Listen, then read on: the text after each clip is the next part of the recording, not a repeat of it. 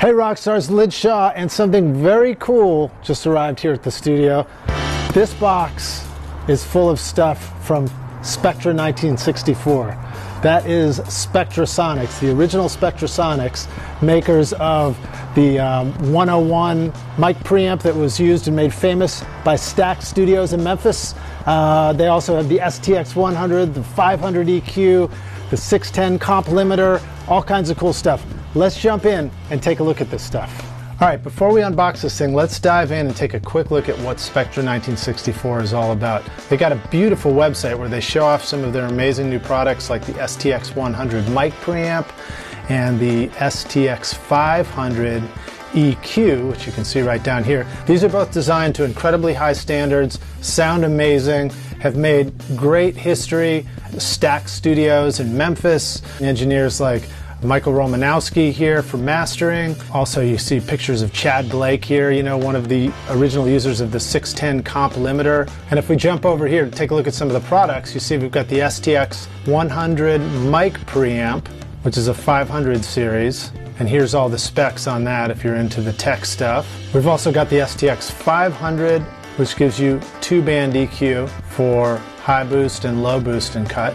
Found in legendary studios like Stax, Ardent, The Record Plant, and lots more. They're basically a company that's been around for 40 years, making incredible sounding gear. Records that you've heard Spectra Sonics on: John Lennon's Imagine, Bruce Springsteen, Born to Run, Aerosmith, Toys in the Attic. This right here, the C610, is the first one I was ever actually introduced to by my buddy Brian Carter over at Paradox Productions here in Nashville. It's a gorgeous Complimiter, same thing that Chad Blake talks about in his blog article on Spectra 1964, and is known for being incredibly fast with its response time. Also has Cinemag input and output transformers, which are really high quality. And you can crank this thing too to get like super cool sounds on bass guitars and drums and stuff like that. Again, here's more specs for that.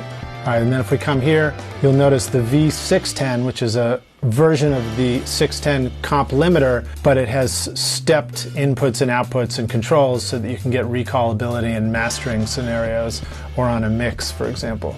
DI box to get awesome bass sounds in the studio, whatever you need a DI for. So without further ado, let's jump in and unbox this thing. All right, cool. So as usual, I like to do this outside so that we got nice lighting and you can really see what's going on. Here's the box. I'm not entirely sure what's inside, but I believe we may have a 500 series rack loaded up with some of these great 500 modules. So let's dig in and take a look.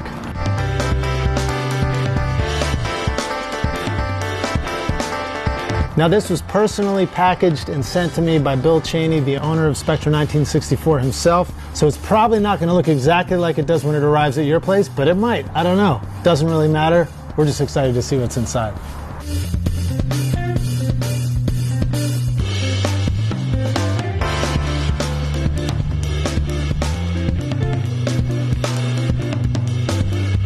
That right there is the BBDI from Spectra 1964.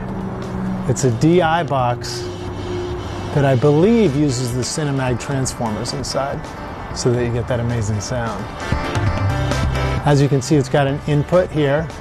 It's got something called a loop, which of course would be the through that you'd be familiar with on a DI box. And then you have an XLR output so that you can go into your mic pre's, and you also have a ground lift right there. And it just looks cool. If it looks this cool, you know it's going to sound cool, right? A power cable! I know I'm saving the good stuff for last. Oh.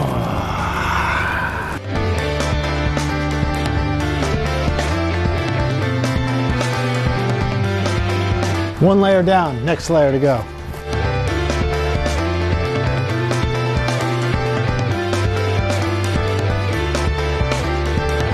Amazing.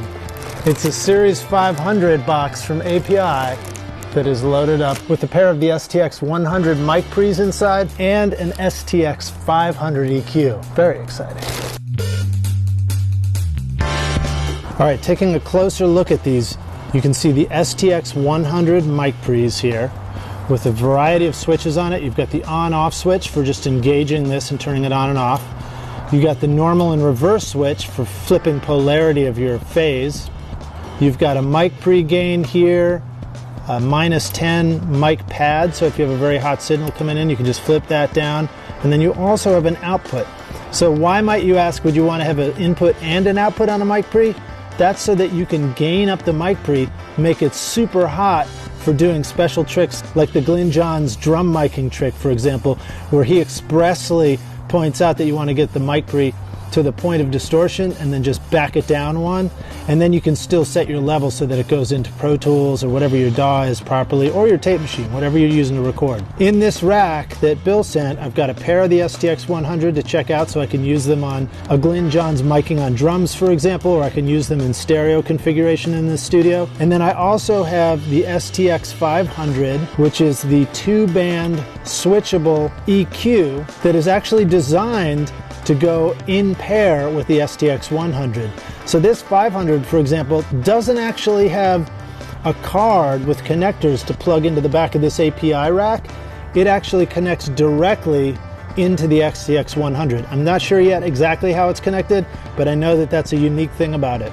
So as a combination, the 100 into the 500 is a complete sound for Spectra 1964, and it's probably going to be the closest thing I can get to that original sound of Stax Studios in Memphis, for example. As we take a closer look at the EQ here, you'll notice that we've got switchable frequencies and we've got boost and cut. You can tell that this smaller knob is the frequencies because it lines up with the off switch, where you can boost 2.5K, 5K, 10K, and 15K. And then the cut or boost switch, which is interesting because there's no zero. You either turn this thing off or you turn it on, and you're cutting 2 dB, 4 dB, 6 dB, 8 dB, 10 or 12, or you're boosting the same amounts right here. This thing will go all the way up to plus 12 dB boost, and I believe it's a shelf EQ. I'll have to confirm that later. But I bet you this is one of those EQs that sounds awesome even when you boost it all the way up,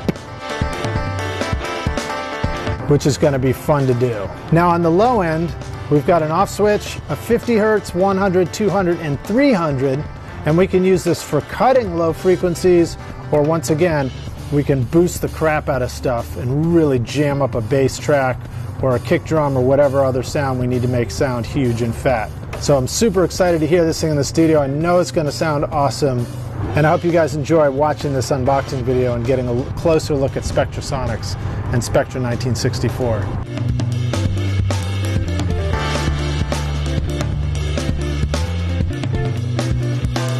So I'm super excited to try these out in the studio. Can't wait to give these a listen. I know it's going to sound awesome on drums, bass, guitars, vocals. And if you want to learn more about Spectra 1964, go to their website at spectra1964.com.